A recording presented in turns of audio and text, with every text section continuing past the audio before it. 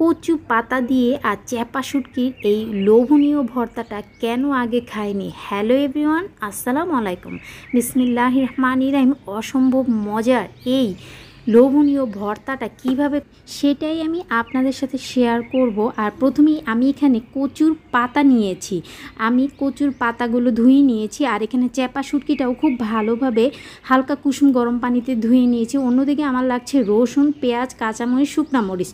এখন আমি ভর্তা করতে সরাসরি প্যানে আমি সরিষার তেল দিয়ে দিয়েছি। তেলটা খুব ভালোভাবে গরম করে তারপর আমি যে শুকনা মরিচগুলো নিয়েছি সেটা আমি মুচমুচে করে ভেজে নিব।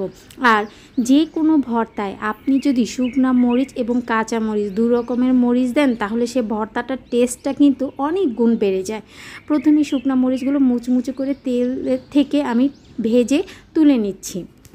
তারপর ওই একই তেলে আমি দুটা পেঁয়াজ মাছ বরাবর এরকম মোটা করে কেটে নিয়েছি, একটা রসুন নিয়েছি বড় সাইজের, আর কাঁচামরিচ দিয়ে দিচ্ছি।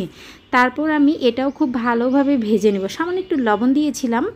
তারপর আমি খুব ভালোভাবে এটা ভেজে নিব, একদম রসুনটা যেন পেস্ট হয়ে যায়। আর আজকে আমি কিন্তু বাটাবাটির ঝামেলা ছাড়াই এই ভর্তাটা করব, তাও আবার বাটনায়। আপনারা চাইলে হাতেও এই ভর্তাটা করতে পারবেন, এত লোভনীয় এই ভর্তাটা। এখন আমি রসুনগুলো তুলে নিয়ে ওই একই প্যানে আমি ধুয়ে রাখা কচু পাতাগুলো দিয়ে দিচ্ছি, আর আমি সামান্য একটু পানি দিচ্ছি, প্রায় হাফ কাপের মতো।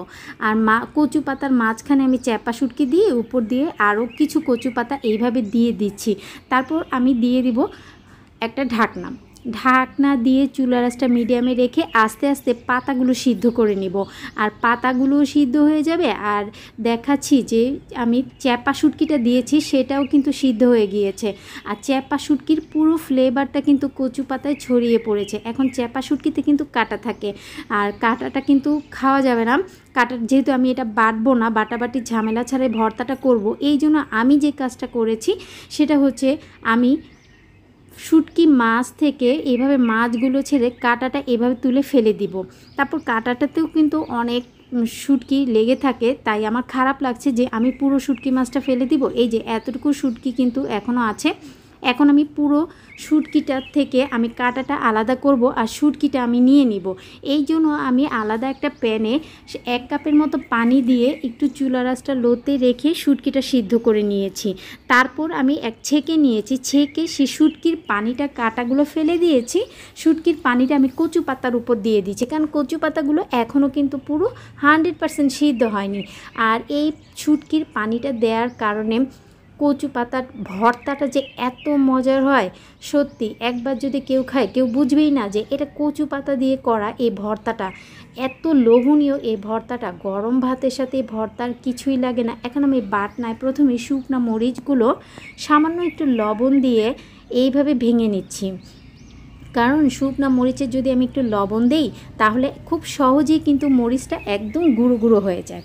তারপর আমি এই শুকনো মরিচের মধ্যে কাঁচা মরিচ, পেঁয়াজ আর যে রসুনটা ভেজে রেখেছিলাম সেই রসুন ভাজা দিয়ে দিব। এখন আমি বাটনা দিয়ে খুব ভালোভাবে রসুন, কাঁচামরিচ এটাও আমি খুব ভালোভাবে পেস্ট করে নেব। যেহেতু আমি খুব ভালোভাবে এটা ভেজে নিয়েছি, এটা কিন্তু খুব সহজেই কিন্তু এইভাবে বাটনা দিয়ে এটা নরম হয়ে গিয়েছে। এই যে আপনি দেখতেই পাচ্ছেন, খুব সহজেই যখন এটা বেটে নেওয়া হয়ে যাবে তখন আমি এটা একটু সাইড করে যে কচু পাতাটা নিয়েছি পাতাটা আমি ঠান্ডা করে নিব।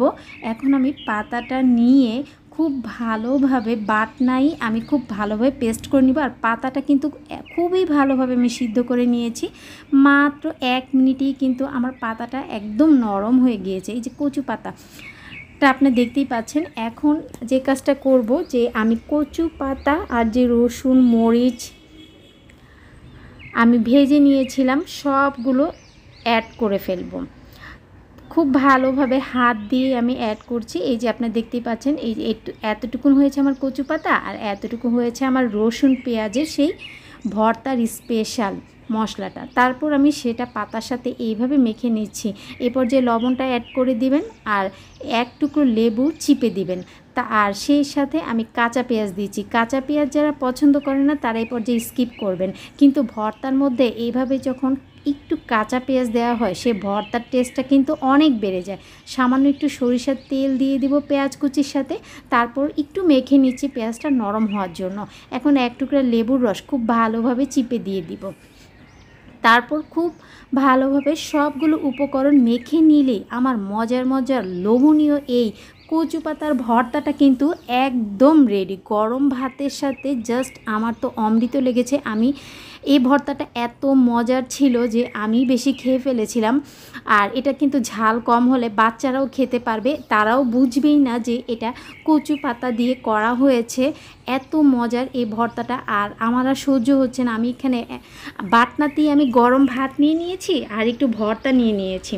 তারপর আমি একটু লেবু চিপে এই ভাত আর ভর্তাটা খেলাম। সত্যি আমার আত্মাটা একদম জুড়ে গেল। কোরবানির ঈদের পরে গরুর মাংস খেতে খেতে এরকম একটা ভর্তা যারা খুঁজছেন তাদের জন্য আজকের এই স্পেশাল কচু পাতার ভর্তার রেসিপি। কেউ মিস করবেন না। এখন কিন্তু কচু পাতা পাওয়া যাচ্ছে অ্যাভেলেবেল। অবশ্যই আপনারা এইভাবে এই ভর্তাটা করে খাবেন এবং যাকে খাওয়াবেন সেও কিন্তু আপনার ভক্ত হয়ে যাবে। আসসালামু আলাইকুম, আল্লাহ হাফিজ।